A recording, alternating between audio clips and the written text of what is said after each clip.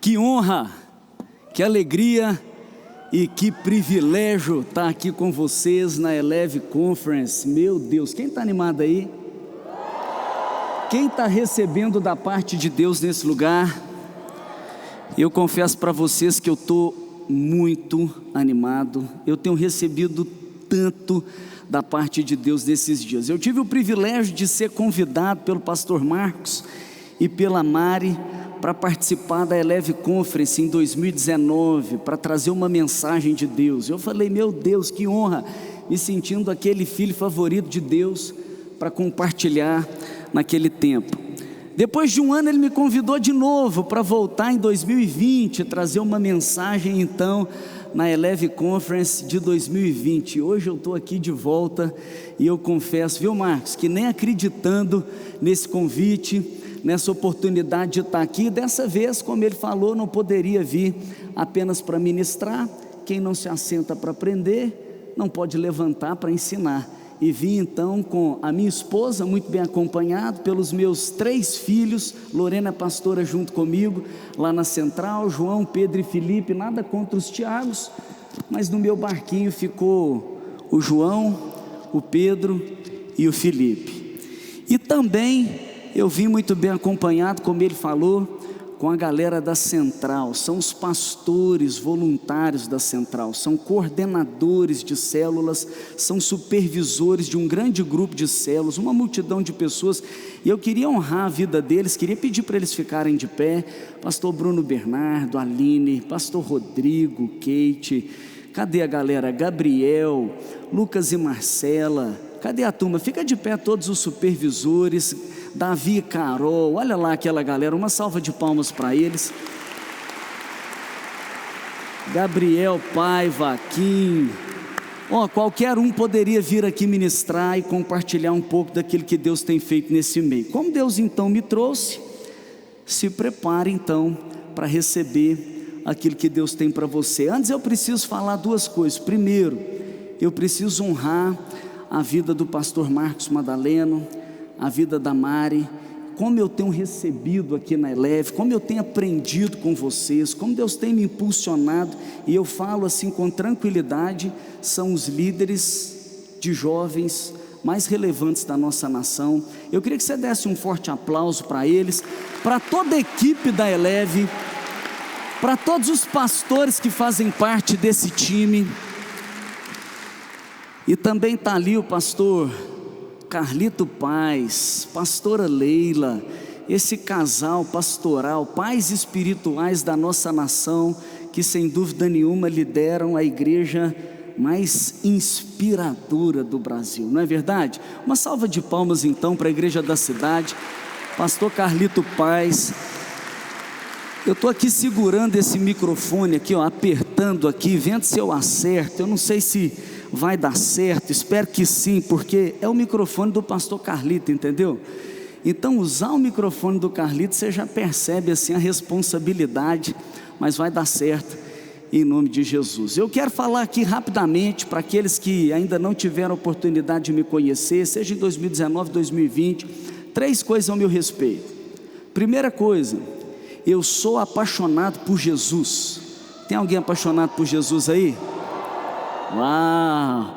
Ele me alcançou, foi ao meu encontro, abriu os meus olhos e irresistivelmente eu disse sim para Jesus. Nasci de novo, Ele mudou a minha história, me tornei uma nova criatura e Ele tem me comissionado e me impulsionado para continuar a obra dEle aqui. Segunda coisa ao meu respeito, eu sou apaixonado pela minha família. Tem alguém que ama a sua família aí?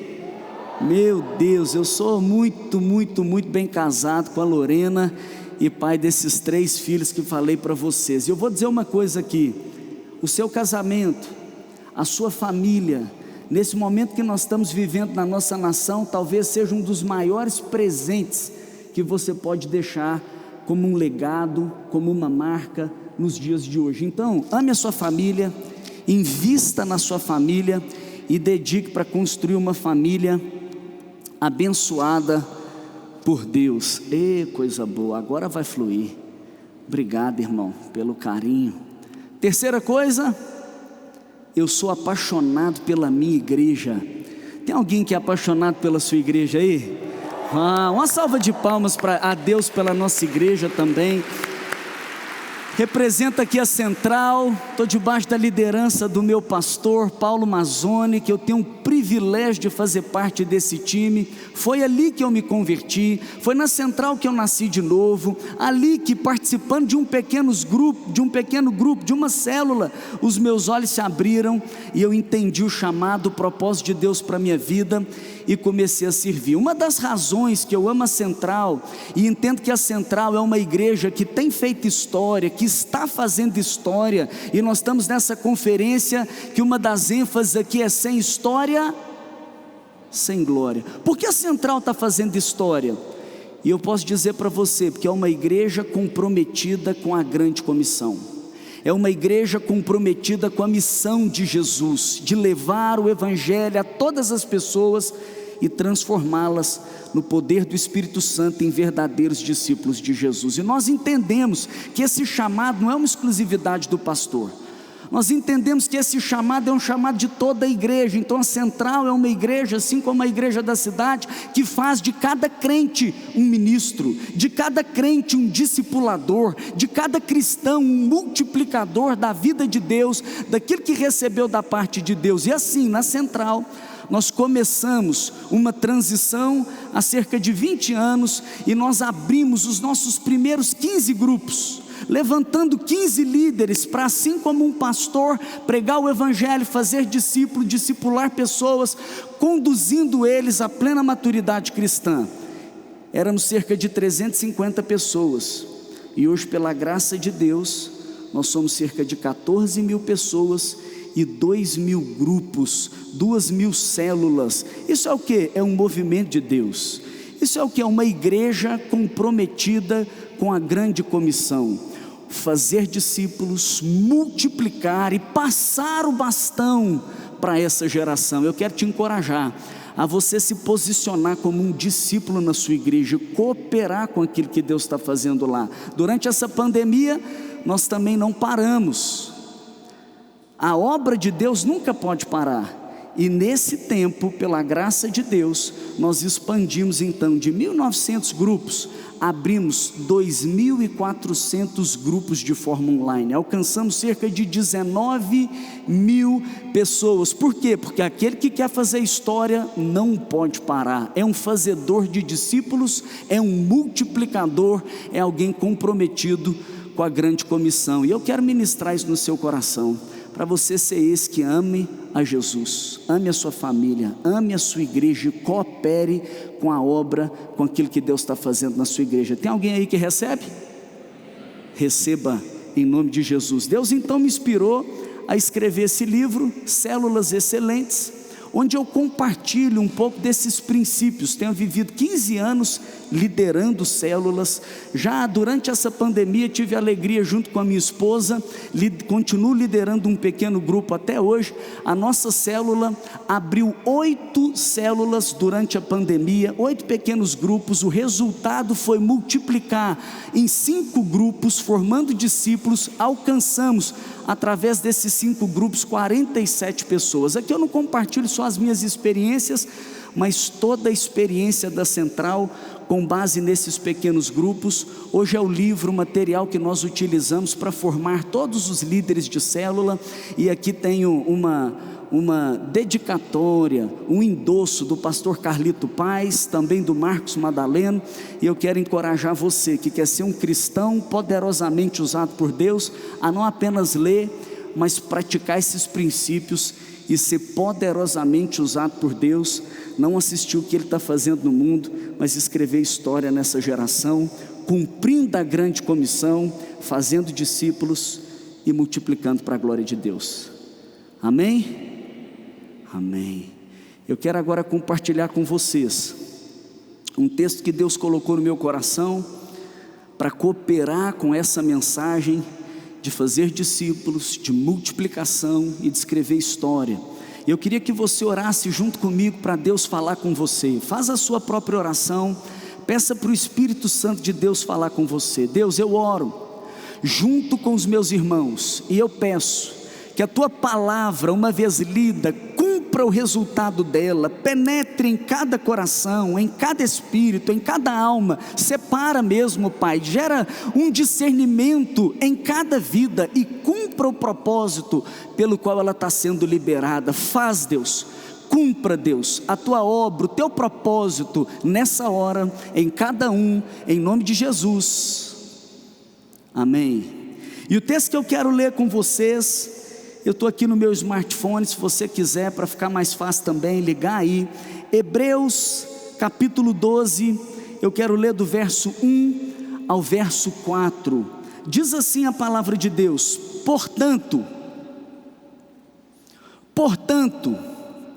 depois nós vamos voltar nesse ponto, por quê? Porque se tem um portanto, esse texto tem uma relação com aquilo que foi registrado em Hebreus capítulo 11, portanto, nós também. Quando li pela primeira vez esse nós também, algo muito forte veio no meu coração. Por quê? Porque está escrito nós também, isso significa que Deus está nos incluindo em algo. Você faz parte de algo extraordinário da parte de Deus. Portanto, nós também, uma vez que estamos rodeados por tão grande nuvem de testemunhas, livremo-nos de tudo que nos atrapalha e do pecado que nos envolve, e corramos com perseverança a corrida que nos é proposta, tendo os olhos fitos em Jesus, autor e consumador da nossa fé. Ele, pela alegria que lhe fora proposta, suportou a cruz, desprezando a vergonha, e assentou-se à direita do trono de Deus. Pensem bem naquele que suportou tal oposição dos pecadores contra si mesmo, para que vocês não se cansem nem desanimem. Na luta contra o pecado, vocês ainda não resistiram até o ponto de derramar o próprio sangue. Uau, fala assim, uau, meu Deus, que palavra extraordinária. Talvez a maioria aqui já leu, talvez muitos já tenham meditado, líderes que estão aqui, talvez já tenham ministrado, seja no seu pequeno grupo, seja em algum ambiente ali de edificação com seu irmão, ou até um pastor já tenha pregado e você já tenha recebido essa ministração. Mas eu quero destacar algo desse texto. Aqui são muitos princípios. Quando fui discorrer nesses 4 versículos, Deus ministrou no meu coração 9 coisas. Uau, 9 coisas, mas eu não vou compartilhar 9 coisas com você, eu vou compartilhar uma coisa. Então não tenha pretensão de fazer uma ampla ministração e discorrer esse texto de uma forma expositiva, mas eu quero destacar algo que esse texto traz para nós, que é relevante para a sua vida, que é relevante para essa geração, que é relevante para essa conferência, para esse momento que Deus te trouxe aqui. Eu quero dizer para você, com toda a convicção, que Deus me trouxe de Belo Horizonte para apontar algo para você, e o que eu quero te lembrar é que nós estamos em uma corrida. A vida cristã na palavra de Deus tem várias analogias, e essa não é a primeira vez que uma das analogias à vida cristã é a respeito da corrida. E aqui Deus deixa muito claro para nós de que nós estamos em uma corrida. Eu queria fazer uma reflexão aqui com você. Você tem essa convicção?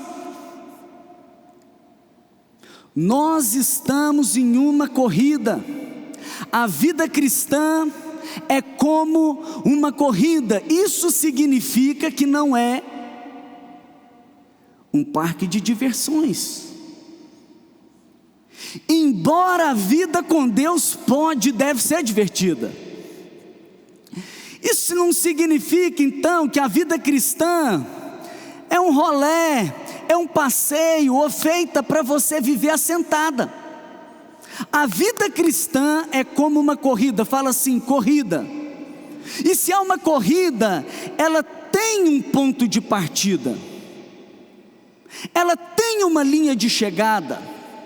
Se é uma corrida, existe um preparo. Se é uma corrida, existe uma disciplina. Se é uma corrida, existe uma alimentação adequada. Se é uma corrida, existe um time, existe um técnico, exige um movimento, exige um esforço. E eu quero perguntar para você: você já entrou nessa corrida? Tem pessoas que não entraram e estão comendo tantas comidas que o mundo oferece por aí. Tem pessoas que não entraram e estão vivendo uma vida paralisada e assentada. Tem pessoas que não entraram e não entendem que a igreja é como essa equipe, é como esse centro de treinamento, onde tem um pastor, onde tem um discipulador, que é como um técnico, que é como um impulsionador para você cumprir o propósito dessa corrida. Porque se é uma corrida, tem uma ação e tem uma missão. E eu quero te perguntar: aonde você está nessa corrida?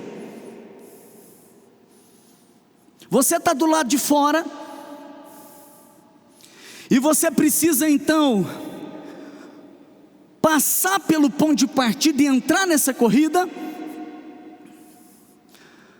Você está sentado e está vivendo a vida que é uma corrida como um mero espectador. Você ousou e se colocar na posição de juiz, porque afinal de contas já tem tantos anos que você nasceu de novo e na sua maturidade espiritual, agora você assenta para avaliar, assenta para criticar, assenta para ponderar, assenta para julgar. Ei, você não é um espectador. Ei, Deus já te chamou para entrar. Se o Espírito Santo de Deus entrou em você, você foi regenerado e foi estrategicamente posicionado em uma corrida. Então, nesta corrida, a palavra de Deus aqui para nós é: corram, corram com perseverança a corrida que te é proposta. O apóstolo Paulo chega a dizer: eu corro com dedicação, eu corro com alvo, eu corro com propósito, eu corro para cruzar a linha, eu corro para cumprir a minha missão. Então, por favor, se em primeiro momento você está tendo essa revelação mais ampla de que nós estamos em uma corrida, você precisa entender que nessa corrida você foi chamado para correr. Você é o corredor. Então deixa eu te perguntar: você já se posicionou como um corredor? Você já assumiu a sua posição como aquele que está dentro da missão e chamado para correr com perseverança essa corrida? Então olha para os seus pés e veja se você já se posicionou. Olha espiritualmente para os seus pés e veja se você já está calçado com o tênis da corrida, o tênis adequado, o tênis do evangelho, o tênis da prontidão do evangelho da paz. Avalie os seus pés, avalie a sua roupa espiritual, olha se está adequado. Por quê? Porque tem muitas pessoas, vamos falar a verdade, vamos olhar para os atletas, para aqueles que a mídia já apontaram e já revelaram, pelo sim que deram e já se posicionaram como atletas nessa geração. Não deixa a gente desconfortável quando a gente percebe que um atleta que foi chamado, que exige um preparo, uma disciplina, uma alimentação, uma posição, e a gente vê que ele não está no CT, e ao invés de ir para o centro de treinamento, o cara vai para a balada. E ao invés de estar lá submetendo ao técnico e à equipe, ele bate a mão no peito e ele fala: eu vou do jeito que eu quiser. Então, em primeiro lugar, olha para os seus pés. Por quê?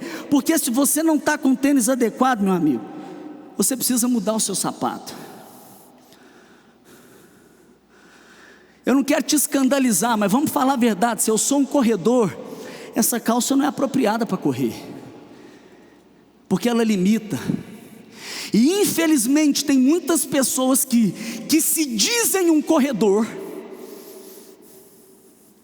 que já receberam o Espírito Santo.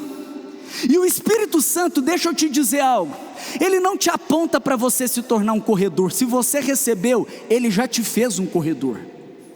A obra do Espírito é assim: o Espírito de Deus, ele entra no seu espírito, no espírito humano, e o espírito humano é regenerado, ele nasce de novo, aonde? No seu espírito. E agora o seu espírito, que antes era morto, sem Deus, agora carrega a vida de Deus, e ele é recriado e se torna uma nova criatura. E se você já tornou uma nova criatura, você já tornou um corredor.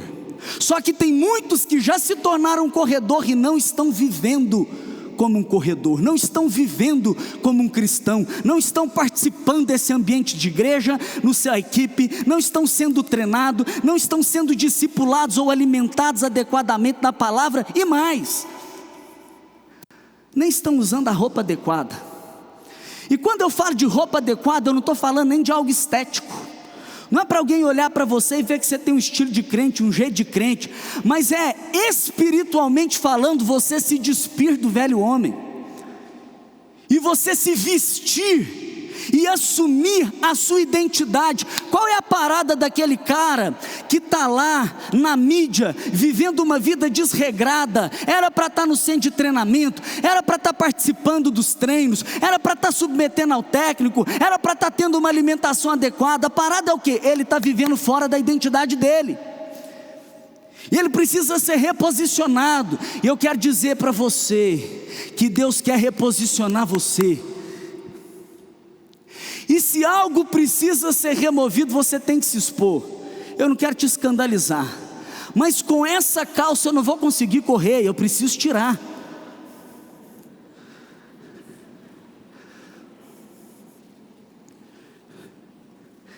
Por quê? Porque uma calça limita. Existe uma mochila, existe algo preparado para você. O Espírito Santo traz para você todos os equipamentos e as ferramentas necessárias para você cumprir o seu propósito.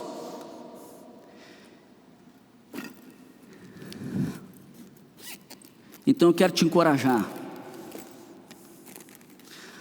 a você colocar o tênis adequado,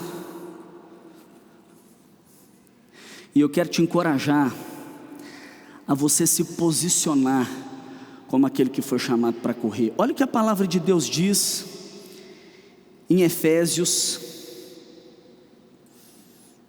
capítulo 4.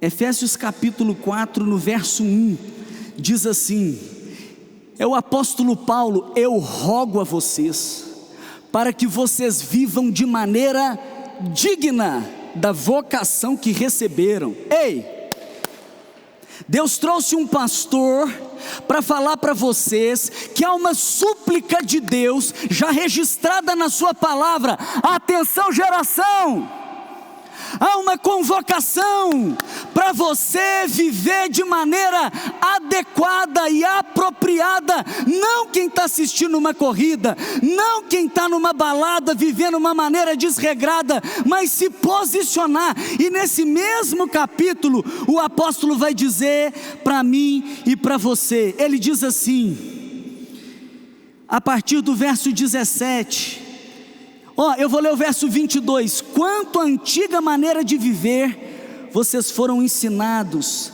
a despir-se do velho homem que se corrompe por desejos enganosos, a serem renovados no modo de pensar e a revestir-se do novo homem, criado para ser semelhante a Deus, em justiça, em santidade, provenientes da verdade.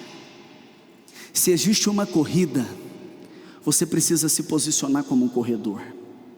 Você precisa avaliar sua vida. Você precisa arrancar aquilo que não combina como um corredor. E você precisa se vestir ou se apropriar da sua identidade adequada, porque tem uma corrida, e essa corrida não é de um pastor, essa corrida não é de um líder, Essa corrida não é de investir em alguém que foi investido de autoridade. Essa corrida é para todo aquele que já nasceu de novo e recebeu o Espírito Santo de Deus. E a palavra de Deus está dizendo para você abandonar a mentira, falar a verdade ao seu próximo, pois somos membros do corpo de Cristo. Nenhuma palavra torpe sai da boca de vocês, mas apenas é que for útil para edificar os outros, conforme a necessidade, para que conceda graça ao que ouvem. Não entristeça o Espírito Santo de Deus, com o qual vocês foram selados para o dia da redenção. Livrem-se de toda amargura, indignação, ira, gritaria, calúnia, bem como de toda maldade. Sejam bondosos e compassivos uns para com os outros, perdoando-se mutuamente, assim como Deus os perdoou em Cristo. Portanto, diz no capítulo 5 de Efésios, verso 1, sejam imitadores de Deus, como filhos amados. Entre vocês não deve haver nem sequer menção de moralidade sexual, como também nenhuma espécie de impureza, de cobiça, pois essas coisas não são próprias para os corredores, não são próprias para os santos. Não haja obscenidade, nem conversas tolas, nem gracejos imorais que são inconvenientes, mas ao invés disso, ações de graças. Porque vocês podem estar certos disso: nenhum imoral, impuro, ganancioso, que é idólatra, tem herança no reino de Cristo e de Deus. Eu quero que você entenda que nós estamos numa corrida, e você foi chamado para correr, e essa corrida você tem que viver de maneira digna. Então agora deixa o Espírito alinhar você, porque agora os corredores precisam se levantar. E não dá, meu amigo, apenas para você deixar algo de lado. Aqui a palavra de Deus está dizendo para nós, Hebreus, eu vou voltar no texto, Hebreus 12, Hebreus 12 diz: livrem-se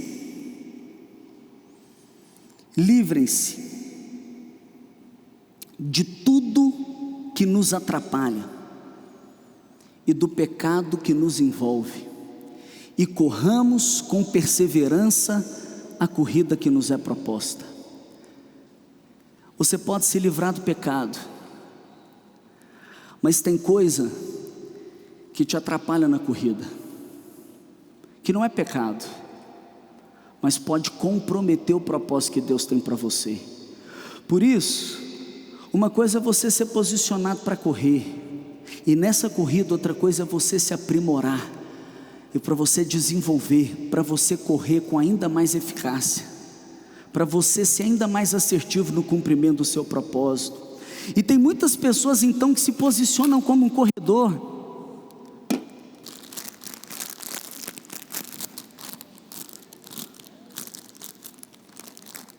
Alguém aceita? Aceita? Aceita? Está fácil assim? Porque nós somos corredores, e o mundo percebe o seu apetite, o mundo percebe algo que você precisa, e sabe o que ele faz? Ele te oferece as migalhas desse mundo. Aceita? E você esquece que você é corredor. Aí você escuta o barulho. Aceita? Aceita? Você quer, corredor? Corredora? Por quê? Porque deixa a gente indignado quando você vê uma pessoa então que se diz que é um atleta, que diz que é um corredor, que está então numa equipe, que tem um técnico, que tem uma alimentação, que tem uma disciplina, que tem um propósito, e você então, a mídia pega ele, se esbanjando nas coisas desse mundo, comendo de uma maneira que não deveria, enquanto a palavra de Deus é o nosso alimento, a única regra de fé e de prática. A palavra de Deus é a nossa bússola, é o nosso alimento, é ela que nos direciona, é ela que fala conosco onde nós estamos, o caminho que nós devemos seguir. E ao invés então de se alimentar da palavra de Deus, está com as migalhas. Agora deixa eu te dizer,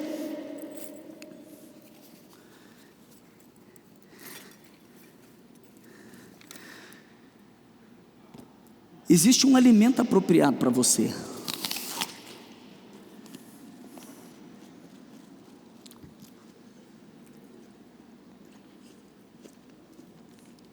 Aceita? Quem aceita?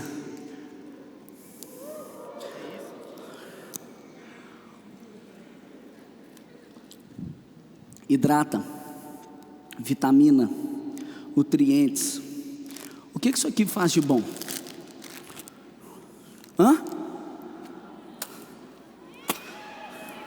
Quem está disposto a negar o que esse mundo oferece para ficar com aquilo que Deus tem para nós?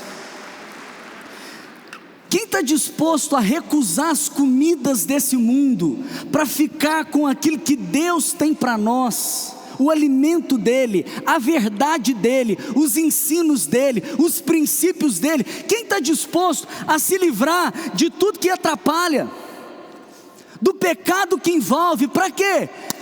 Para se posicionar como um corredor, para correr com perseverança, para se manter firme nos momentos de fome, nos momentos de desânimo, nos momentos de tentação, nos momentos de provação, para recorrer para aquele que tem para nós, para ir para o nosso pastor, para o nosso discipulador, para o nosso centro de treinamento, para a nossa dieta. Quem está disposto a se posicionar como um corredor? Essa corrida não é minha, essa corrida não é do Marcos, essa corrida não é do pastor Carlito, essa corrida é de todos nós. Agora deixa eu te dizer algo mais sobre essa corrida, porque diz que a corrida que é proposta, nós temos um modelo, aquele que é o autor e consumador da nossa fé. Ele, pela alegria que lhe fora proposta, suportou a cruz. Ele suportou a cruz. O que é a cruz? Cruz é a morte para o eu. Cruz é negar a minha vontade para fazer a vontade de Deus. Cruz fala de obediência. Ele suportou a cruz, desprezando a vergonha, e assentou à direita do trono de Deus. Pensem bem naquele que suportou tal oposição dos pecadores contra si mesmo, para que vocês nem cansem, nem se desanimem. Pense bem.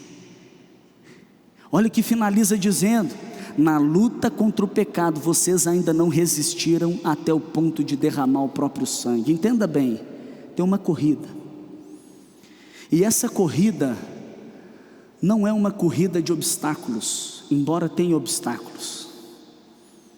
Essa corrida não é uma corrida de tiro curto, é a corrida da sua vida. E eu aprendi com o pastor Carlito que numa corrida precisa ter equilíbrio. Por quê? Porque você foi chamado para correr ela até o fim.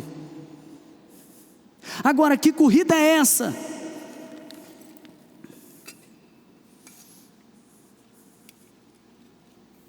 É uma corrida de bastão. Eu quero dizer para você que tem um bastão na sua mão. É por isso que esse texto começa assim: portanto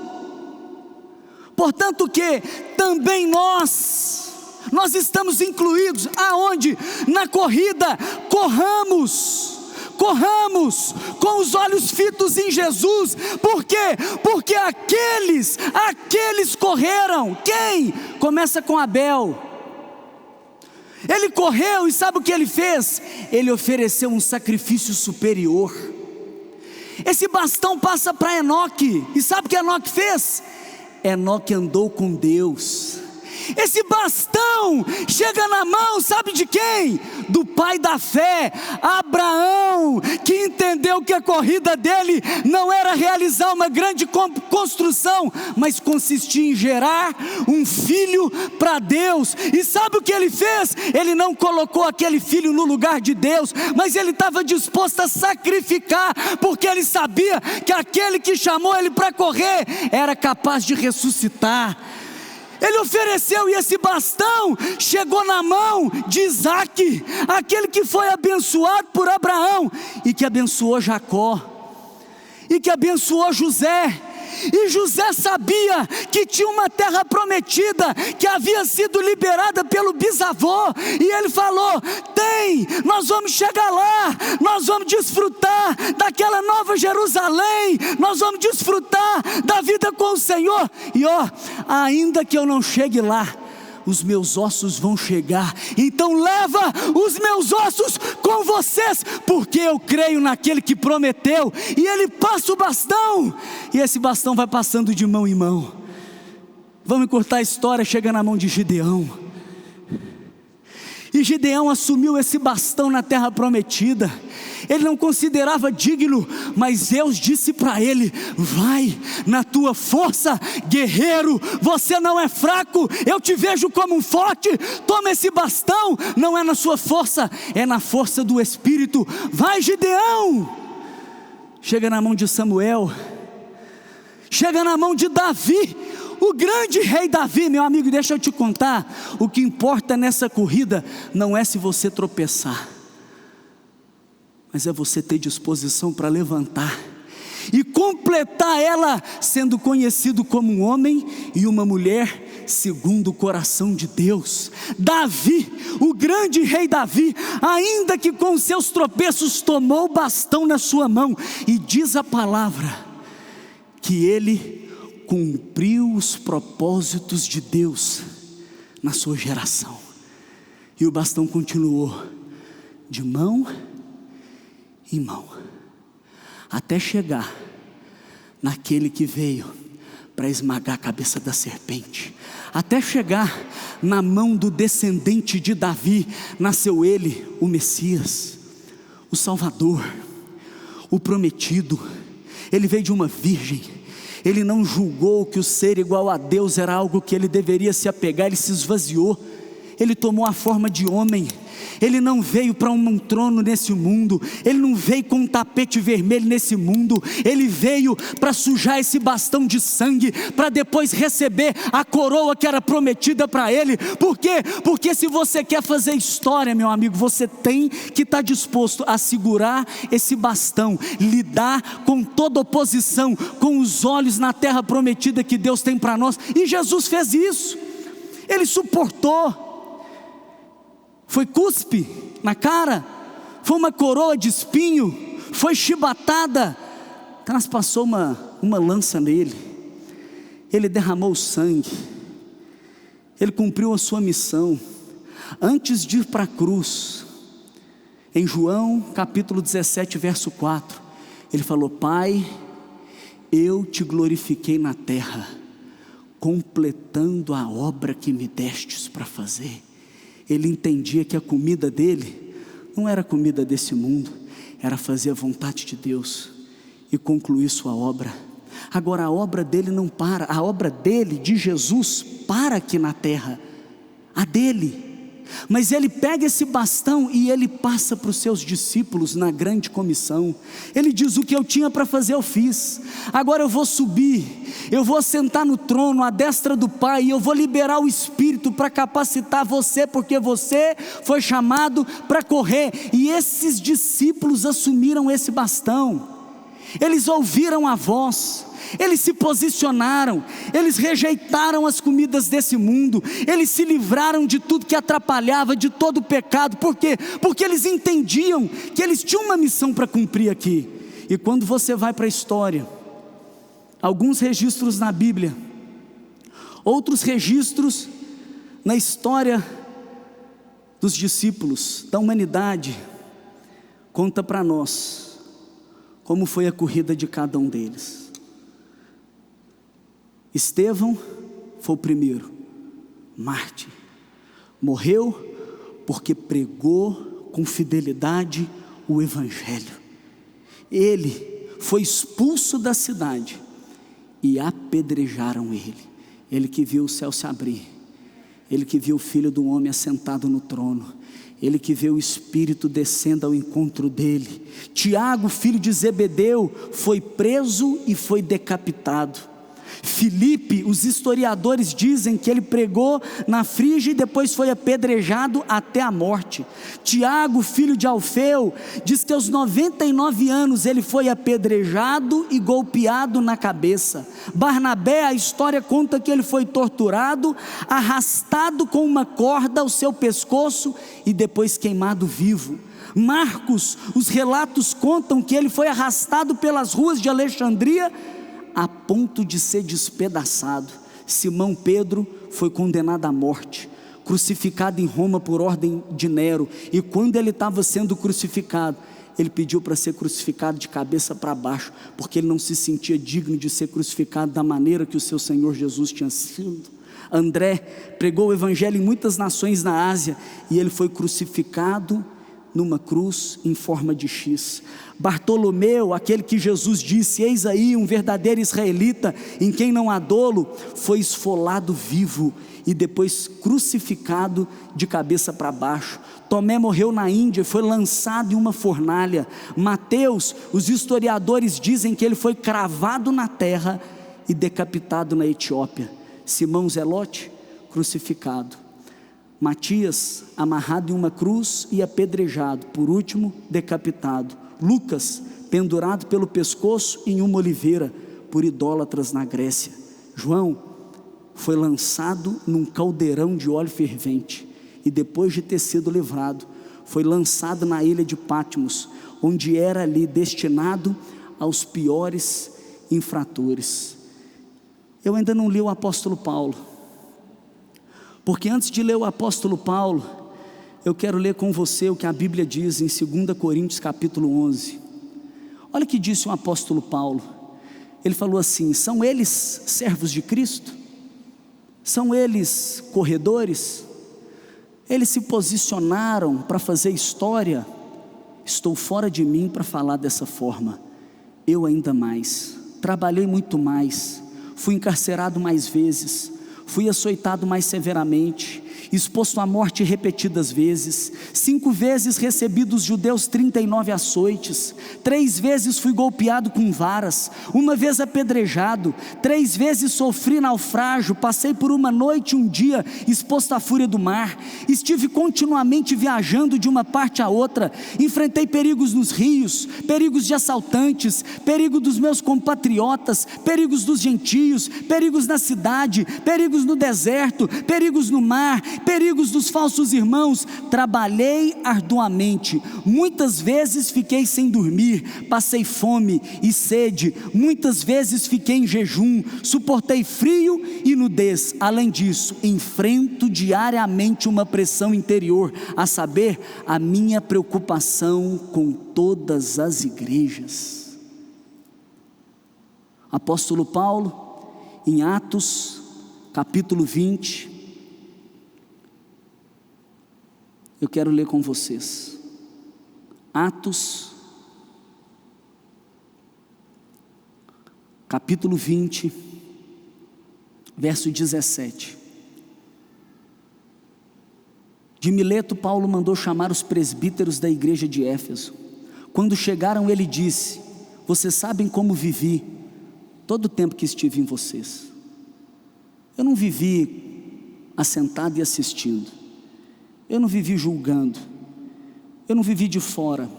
Se eu fui chamado para a corrida, eu entrei para correr. Desde o primeiro dia em que cheguei à província da Ásia, servi ao Senhor com toda humildade e com lágrimas, sendo severamente provado pelas conspirações dos judeus. Vocês sabem que não deixei de pregar a vocês nada que fosse proveitoso, mas ensinei tudo publicamente e de casa em casa. Testifiquei a judeus como a gregos que eles precisavam se converter a Deus com arrependimento e fé. Agora, compelido pelo Espírito, estou indo para Jerusalém, sem saber o que me acontecerá ali. Só sei que todas as cidades o Espírito me avisa que prisões e sofrimentos me esperam. Todavia, não me importo nem considero a minha vida de valor algum para mim mesmo, se tão somente eu puder terminar a corrida. Se tão somente eu puder terminar a corrida e completar o ministério que o Senhor Jesus me confiou, de testemunhar do Evangelho da graça de Deus. Você sabe o que o apóstolo fez? O apóstolo Paulo, ele foi fiel. O apóstolo Paulo, ele correu a corrida. O apóstolo Paulo, infelizmente, ele foi decapitado a mandato de Nero. Mas a palavra de Deus diz, está escrito para nós, 2 Timóteo 2:2, olha como ele chamava Timóteo.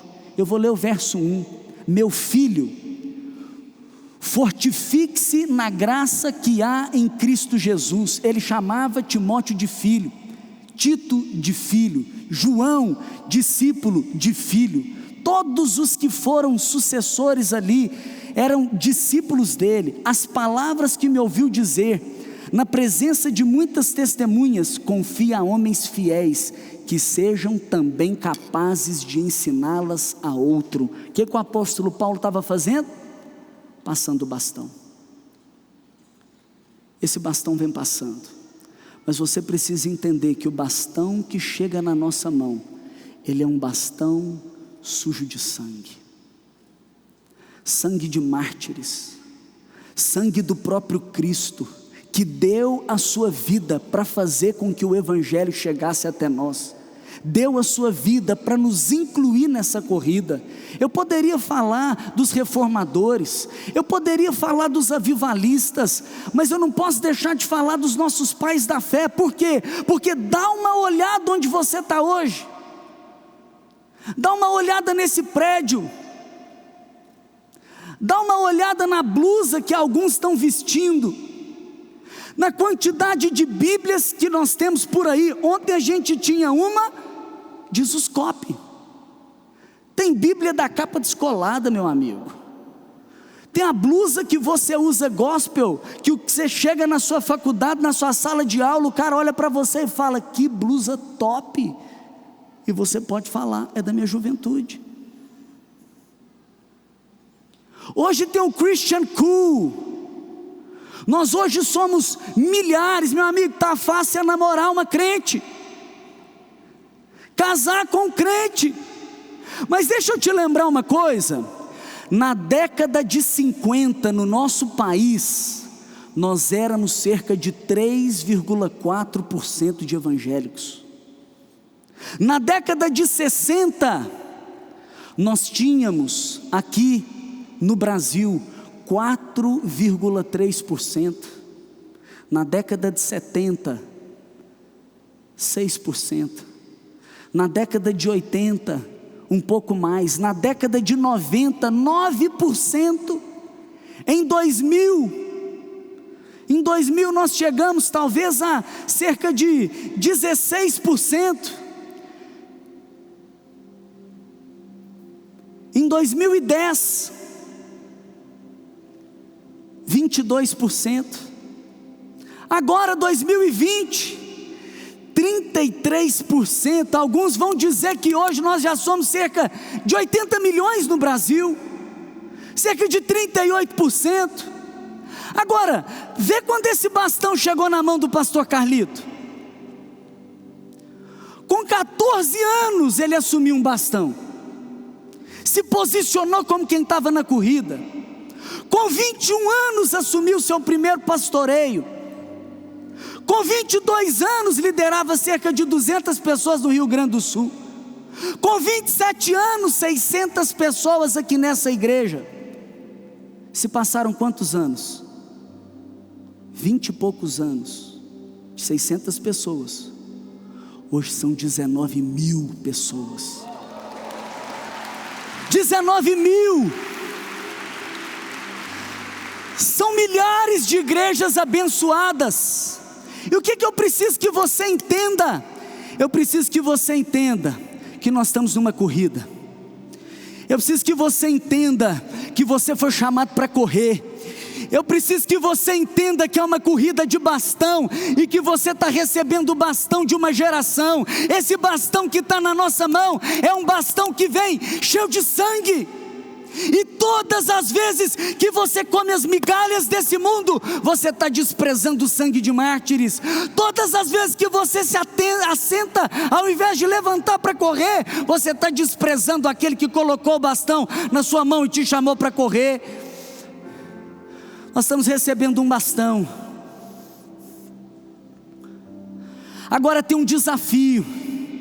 Nós temos que honrar esse bastão que está chegando. Nós temos que honrar esse bastão que está na nossa mão, ter essa sensibilidade, ter esse temor, ter essa santidade, abraçar a palavra, viver de uma maneira digna. Mas sabe o que nós precisamos fazer? Nós precisamos entender que o que nós estamos vivendo hoje, o teto dos nossos pastores, é o nosso ponto de partida. É um desafio grande. Se o Evangelho já chegou, talvez em 38%, está na nossa mão levar ele a 70%. Se nós e eles foram fiéis e suportaram pedradas, porque lá em Belo Horizonte os nossos cultos com cerca de 50 pessoas, muitas vezes era a base de pedrada. Um cristão na nossa cidade, há poucas décadas atrás, não podia ser enterrado no cemitério porque era crente. Um cristão que carregava a Bíblia, ele estava sujeito a uma perseguição. Hoje está fácil, agora se posiciona. Vamos ver se está fácil. Veste a camisa, identifica que tem um número, segura o bastão direito, entende que você foi chamado para correr, aí você vai entender. Agora nós estamos pegando esse bastão e tem um desafio na nossa geração: correr com perseverança e passar esse bastão. Porque para chegar até hoje, foi passando de mão em mão, de mão em mão, está na nossa mão. E sabe o que aconteceu na história do cristianismo? Sabe o que aconteceu quando foi chegar na terra prometida? Moisés passou para José. E tem uma parada delicada na passagem do bastão, porque é assim a passagem do bastão, um está correndo. É crítica essa passagem. Por quê? Porque ele vai passar para alguém que também está correndo. Quer receber o bastão, tem que estar correndo.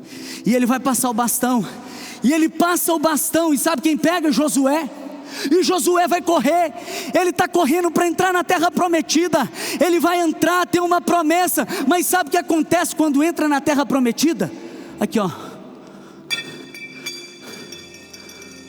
o bastão cai. Ei, sabe qual é o problema dessa geração? É porque nós ficamos tão encantados com o avivamento, tão encantados quando a glória vem, e perdemos o propósito de fazer discípulos, de multiplicar e de passar o bastão. A chave está na multiplicação, é você fazer o discípulo. Eu te pergunto, quem foi o discípulo de Josué? Me conta. A geração que entrou na terra prometida, sabe o que aconteceu? Isso aconteceu em vários momentos da história. Bastão ficou no chão, até que alguém se levantou para pegar. Quando Josué entrou na terra prometida, o povo já estava esquecendo de Deus. Os pais não passaram para os filhos. Josué não passou o bastão para um outro discípulo. 360 anos, altos e baixos, entre juízes que se levantavam. Foi certa vez que Gideão levantou e pegou o bastão do chão. Juízes, capítulo 6, conta essa história. Capítulo 7, ele correu por 40 anos. Sabe o que aconteceu com Gideão? Caiu no chão. Você lê no final de capítulo 8, a próxima geração não pegou o bastão. Será que é porque Gideão não formou? Ou aqueles 300, ou aqueles 30 mil, não teve um para pegar o bastão? Em Gales, 1904, os estudantes começaram a orar. Sabe o que aconteceu? 90% se converteram. Avivamento. Mas distraíram tanto com o avivamento que esqueceram de fazer discípulos, de multiplicar e de passar o bastão. Vai lá hoje, não tem 1% de evangélicos. Vai na Europa, no berço do protestantismo. Vai na Espanha, 8.000 cidades sem a presença de um evangélico. Vai na Itália, 3.000 vilas sem um evangélico, menos de 1% evangélico. Portugal, Alemanha, pastores nominais que nem oram. Mas na Coreia do Sul, liderou o mundo no avivamento, 42 montes, hoje tem 2. Nosso amigo Theo Hayashi foi lá, e ele voltou dizendo: ninguém passou o bastão para a próxima geração na Coreia, eles estão desesperados. Ei, Deus me trouxe aqui para dizer para você: você não foi chamado para assistir, você foi chamado para correr. Ei, chegou o tempo de você levantar, chutar para longe as comidas desse mundo, arrancar para fora essa veste suja, se posicionar como um corredor, colocar o tênis para você correr. Ei, toma nas suas mãos o bastão sujo de sangue que os nossos pais espirituais deixaram para nós. Ei, se comprometa não apenas em curtir o avivamento dessa geração, mas em fazer discípulos, em multiplicar a sua vida em outra vida, para que a história que Deus começou a escrever não caia no chão. Será que tem alguém disposto a pegar esse bastão? Será que tem alguém disposto a levantar esse bastão? Pode levantar, pode levantar. Será que tem alguém aqui disposto a pegar esse bastão? Ei! Tem um bastão para você. Eu quero saber, tem alguém aqui que está disposto a levantar e segurar esse bastão? Eu quero te encorajar, enquanto a música toca, a você se levantar, a você se posicionar, porque deixa eu te dizer, fica aqui, deixa eu te dizer, presta atenção, se você não se comprometer em fazer discípulos, se você não se comprometer em multiplicar a sua vida, se você não se comprometer em passar o bastão, você está comprometendo a fé da próxima geração. Deus está levantando você para correr. Deus está colocando hoje um bastão na sua mão sujo de sangue, e Ele está te chamando para se posicionar como um corredor. Ele está chamando você para honrar esse bastão que está na sua mão e se dedicar a multiplicar e a fazer história nessa geração. Chega de ficar sentado, é tempo de se levantar. Chega de assistir, é tempo de correr.